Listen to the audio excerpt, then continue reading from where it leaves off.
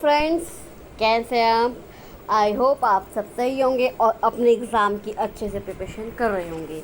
मैं आपकी दोस्त और होस्ट मेरे यूट्यूब चैनल प्रगति की पर आपका बहुत बहुत स्वागत करती हूँ। आज मैं आप लोगों के लिए लेकर आई हूँ पॉपुलेशन से रिलेटेड कुछ एमसीक्यूज़ जो आपके एग्ज़ाम के लिए इम्पोर्टेंट होने वाले हैं। अगर आप लोग यूपीएससी की जो तैयारी कर रहे हैं पैट की, उनके लिए इलाहाबाद हाई कोर्ट के ARO की तैयारी कर रहे हैं जिसकी वैकेंसी 1-2 महीने में कभी भी आपकी निकल सकती है उसके लिए। और अगर आप लोग यूपीएससी जूनियर असिस्टेंट का जिसका एग्ज़ाम कब है, जिसका एग्ज़ाम आपको 27 अगस्त को है, उसमें भी पॉपुलेशन का टॉपिक आता है, उससे एमसीक्यूज़ आते हैं। तो ये एमसीक्यूज़ आपके लिए बहुत फ़ायदेमंद सिद्ध होने वाले हैं।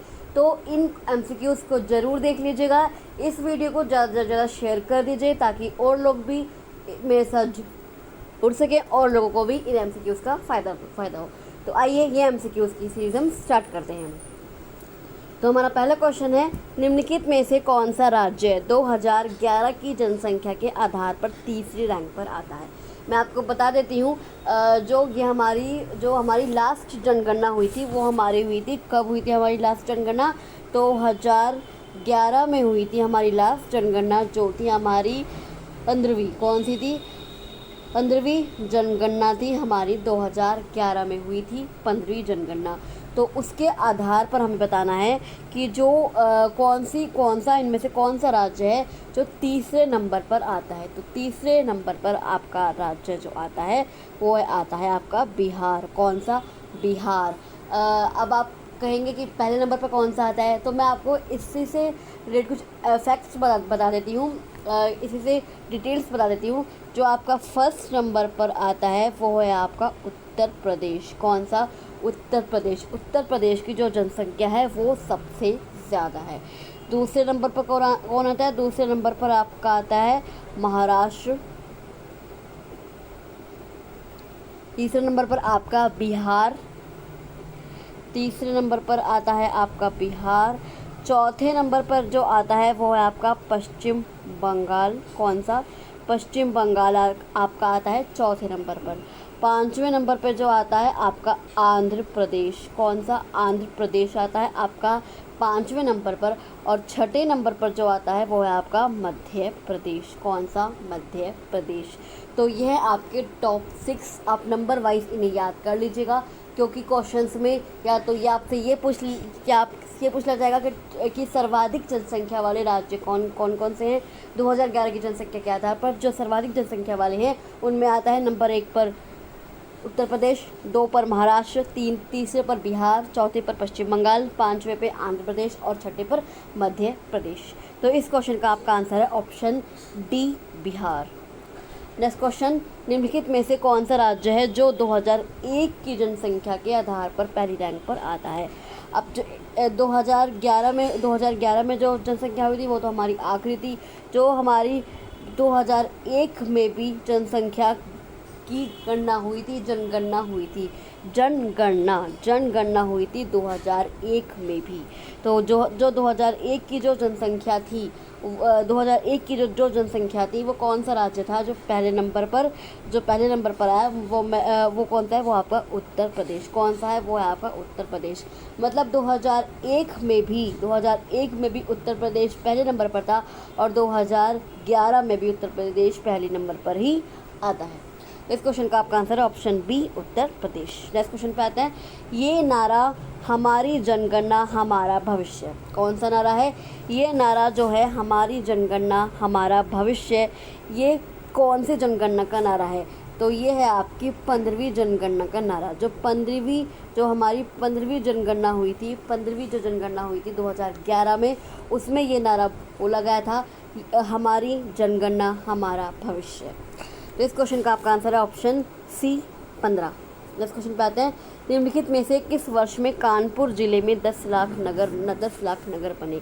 कौन सा वर्ष था जिस वर्ष में कानपुर जिले में आपके 10 लाख नगर बने थे? 10 लाख नगर बने थे कानपुर जिले में। तो वो थे आपके, वो कौन सा था? वो था आपका 1971। कौन सा था? 1971 सन में, 1971 वर्ष में, 1971 ईस्वी में आपके कानपुर ज़िले में 10 लाख नगर बने थे। भारतीय जनगणना वर्ष में, अच्छा कौन से वर्ष में, ये आपके 2011 में ही बने थे, जब आपकी 15वीं जनगणना हुई थी। जो आपकी 15वीं जनगणना हुई थी, ये मैं आपको इससे रिलेटेड मतलब इसके ही अंदर का एक और क्वेश्चन बन सकता है, वो मैं आपको बता देती हूँ कि अगर आपका आएगा किस वर्ष में 1971 में हुए थे, जो कौन सी भारतीय जनगणना वर्ष। 1971 में आपकी 1971 में आपकी जनगणना 1971 में आपकी जनगणना हुई थी। उसी वर्ष में कानपुर ज़िले में 10 लाख नगर बने थे। अगले क्वेश्चन पे आते हैं, निम्नलिखित में से किस वर्ष में लखनऊ ज़िले में, अब अभी कौन सा था, अभी था कानपुर ज़िला, अब है लखनऊ ज़िले में 10 लाख नगर बने थे, तो वो आपके बने थे 1981 में। कब बने थे? 1981 में थे। मतलब आपकी 1971 में भी आपकी जनगणना हुई थी और 1981 में भी आपकी जनगणना हुई थी। 1971 में भी आपकी जनगणना हुई थी और 1981 में भी आपकी जनगणना हुई थी। तो लखनऊ ज़िले में किस वर्ष में 1981 वर्ष में 1981 ईस्वी में आपके लखनऊ ज़िले में 10 लाख नगर बने थे। तो इस क्वेश्चन का आपका आंसर है ऑप्शन सी 1981। नेक्स्ट क्वेश्चन पे आते हैं, निम्नलिखित में से किस राज्य में शिशु लिंगानुपात सबसे कम है? सबसे कम है क्या? शिशु लिंगानुपात, मतलब कौन से राज्य में है शिशु लिंगानुपात सबसे कम है? तो वो कौन सा है? वो है आपका हरियाणा। कौन सा? हरियाणा। चाहे आपका ग्रामीण क्षेत्र हो, चाहे आपका ग्रामीण क्षेत्र हो, चाहे आपका शहरी क्षेत्र हो, चाहे आपका ग्रामीण क्षेत्र हो, चाहे आपका शहरी क्षेत्र हो, किस राज्य में शिशु लिंगानुपात सबसे कम पाया जाता है? वो है आपका हरियाणा। और कौन सी जनगणना में हमें ये सूचना प्राप्त हुई थी, या ये हमें 2011 की ही जनगणना में प्राप्त हुई थी सूचना कि ग्रामीण क्षेत्रों में व शहरी क्षेत्रों में हरियाणा की शिशु लिंगानुपात सबसे कम है, वहाँ पर शिशु सबसे कम है। नेक्स्ट क्वेश्चन पे आते हैं, शिशु लिंगानुपात मतलब वहाँ पर ज़्यादा फर्क नहीं है लड़के शिशु और लड़कियाँ शिशुओं में। तो इस क्वेश्चन का answer option B Haryana. Next question पे आते हैं, निम्नलिखित में से किस आयु के लोगों की जनसंख्या पर साक्षरता दर का मापन किया जाता है? इसका मतलब ये है कि जो आपकी साक्षरता दर का मापन है, साक्षरता दर का मापन क्या होता है, मतलब कि ये लोग कितने पढ़े लिखे हैं। तो वो किस वर्ष से आपका देखा जाता है? वो 7 वर्ष से। जो भी व्यक्ति 7 वर्ष से अधिक उम्र का है, उस पे उन जनसंख्या में देखा जाता है। 7 वर्ष की जो निजी जनसंख्या होती है, उन वर्ष को काउंट नहीं किया जाता, उन लोगों को काउंट, उन बच्चों को काउंट नहीं किया जाता जो 7 वर्ष से कम उम्र के होते हैं। जो 7 वर्ष से अधिक उम्र के होते हैं, जो 7 वर्ष से अधिक उम्र के बच्चे होते हैं, लोग होते हैं, उन्हीं पर देखा जाता है कि ये लोग कितने पढ़े लिखे हैं, साक्षरता दर का मापन किया जाता है। तो इस क्वेश्चन का आपका आंसर है ऑप्शन सी 7। नेक्स्ट क्वेश्चन पे आते हैं, निम्नलिखित में से किस राज्य की ग्रामीण जनसंख्या सर्वाधिक है? ग्रामीण जनसंख्या मतलब किस राज्य में सबसे ज़्यादा ग्रामीण पाए जाते हैं? ग्रामीण जनसंख्या किस राज्य की सबसे अधिक है? तो वो है आपकी उत्तर प्रदेश। कौन सी? उत्तर प्रदेश। और मैं आपको जितने भी फैक्ट्स बता रही हूँ, ये सब 2011 की जनगणना के अनुसार ही है, 2011 की जनगणना के अनुसार ही हैं। तो किस राज्य की ग्रामीण जनसंख्या सबसे अधिक है? उत्तर प्रदेश। उत्तर प्रदेश में सबसे ज़्यादा ग्रामीण जनसंख्या पाई जाती है।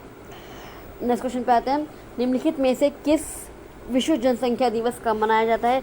तो विश्व जनसंख्या जो दिवस है वो आपका है 11 जुलाई। 11 जुलाई को आपका विश्व जनसंख्या दिवस मनाया जाता है। तो इस क्वेश्चन का आपका आंसर है 11 जुलाई। नेक्स्ट क्वेश्चन पे आते हैं, निम्नलिखित में से भारत के किस समुदाय में लिंगानुपात सबसे कम है? तो किस समुदाय में? तो इसका आंसर है आपका सिख समुदाय। कौन से समुदाय में? सिख समुदाय में, पंजाबी समुदाय में।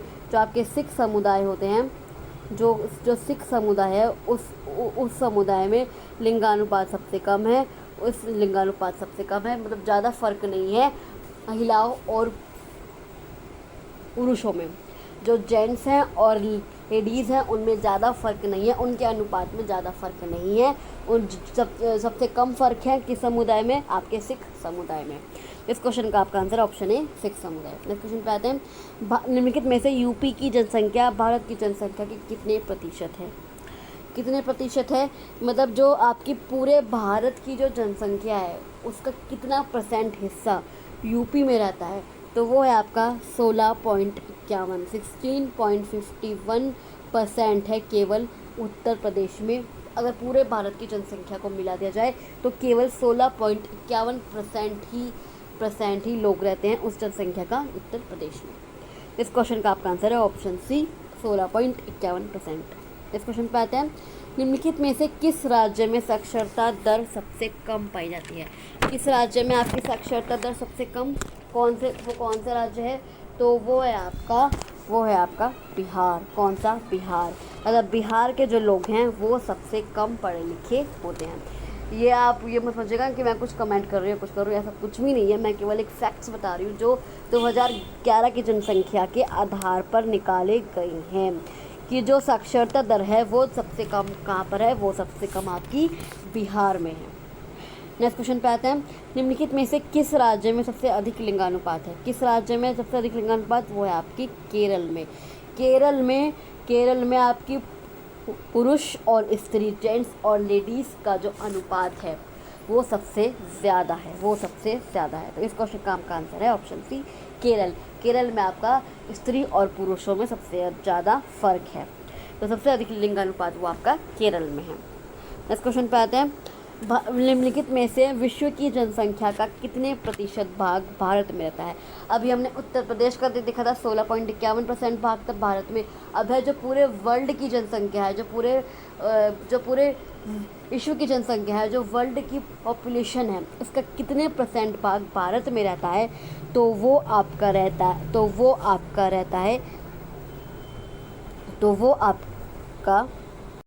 कितने % आपका भारत में रहता है? वो है आपका 17.5%, केवल 17.5%। मतलब जो वर्ल्ड की पॉपुलेशन है उसका केवल 17.5% ही आपका भारत में रहता है। विश्व की जो पूरी जनसंख्या है, जो वर्ल्ड पॉपुलेशन है, उसका केवल 17.5% हिस्सा भारत में रहता है। तो इस क्वेश्चन का आपका आंसर ऑप्शन सी 17.5%। इस क्वेश्चन पे आते हैं, 2011 की जनगणना के अनुसार भारत में लिंगानुपात कितना है? तो कितना लिंगानुपात है? वो है आपका 943। कितना है? 943। भारत में लिंगानुपात कितना है? भारत में लिंगानुपात है 943। कितना है? 943 है आपका लिंगानुपात भारत में। तो चलिए अभी के लिए बस इतना ही। आपसे फिर मिलती हूँ अगली वीडियो में। तब तक आप मुझे कमेंट बॉक्स में बताइए कि आपको मेरी वीडियोस कैसी लगी, आपको ये मेरी वीडियो कैसी लगी, आपको मेरे क्वेश्चंस कैसे लगे, आपको मेरे MCQs कैसे लगी। और अगर आपको मेरी वीडियो अच्छी लगी तो प्लीज़ इसे लाइक कीजिए, इस वीडियो को शेयर कीजिए ताकि और लोगों तक भी ये MCQs पहुँचे, और लोगों तक भी ये इन्फॉर्मेशन पहुँचे, और लोगों तक भी ये MCQs की सीरीज़ पहुँचे, ताकि उन लोगों को भी फ़ायदा हो, वो लोग अपना एग्ज़ाम को क्रैक करने में आसानी हो, वो लोग भी ये वीडियो देख सके। तो प्लीज़ मेरे वीडियो को शेयर कीजिए। और अगर आपको सबसे पहले नोटिफिकेशन चाहिए, क्योंकि मैं आपके लिए लगातार आपके लिए स्टडी मटेरियल की वीडियोस बनाती आ रही हूँ, तो अगर आपको सबसे पहले नोटिफिकेशन चाहिए तो प्लीज़ मेरे चैनल को सब्सक्राइब कर दीजिए, ताकि कोई भी वीडियो की नोटिफिकेशन आए तो वो सबसे पहले आपके पास ही आए और आप जल्दी से जल्दी उस वीडियो को देख सकें और इन्फॉर्मेशन प्राप्त कर सकें, सूचना प्राप्त कर सकें, कुछ इन्फॉर्मेशन गेन कर सकें। तो मेरी चैनल को सब्सक्राइब कर दीजिए। और अगर आपको कमेंट बॉक्स में आपकी कोई क्वेरी है, कोई डाउट है, या कोई भी आपका क्वेश्चन है, तो आप मुझे कमेंट बॉक्स पर कमेंट कर सकते हैं, या मैंने डिस्क्रिप्शन बॉक्स में अपने टेलीग्राम ग्रुप का लिंक भी दिया है, आप मेरे टेलीग्राम ग्रुप को ज्वाइन कर लीजिए और आप वहाँ भी मुझसे कोई भी क्वेश्चन, कोई भी क्वेरी, अपना कोई भी डाउट क्लियर कर सकते हैं। या आपको किसी और टॉपिक पर भी सेशन चाहिए तो आप वो भी मुझसे वहाँ पर लिख सकते हैं, मुझे कह सकते हैं कि मैम हमें इस टॉपिक पर सेशन चाहिए, मैं उस टॉपिक पर आपके लिए ज़रूर सेशन लेकर आऊँगी। तो मैं आपसे मिलती हूँ अगली वीडियो में, तब तक आप मेरे वीडियो को लाइक कर दीजिए, इस वीडियो को ज़्यादा से ज़्यादा अपने फ्रेंड्स में, रिलेटिव्स में शेयर कर दीजिए, और मेरे चैनल को सब्सक्राइब करना मत भूलिएगा, बेल आइकन पर क्लिक कीजिए और मेरे चैनल को सब्सक्राइब कर दीजिए। मैं आपसे मिलती हूँ अगली वीडियो में, तब तक के लिए थैंक यू सो मच।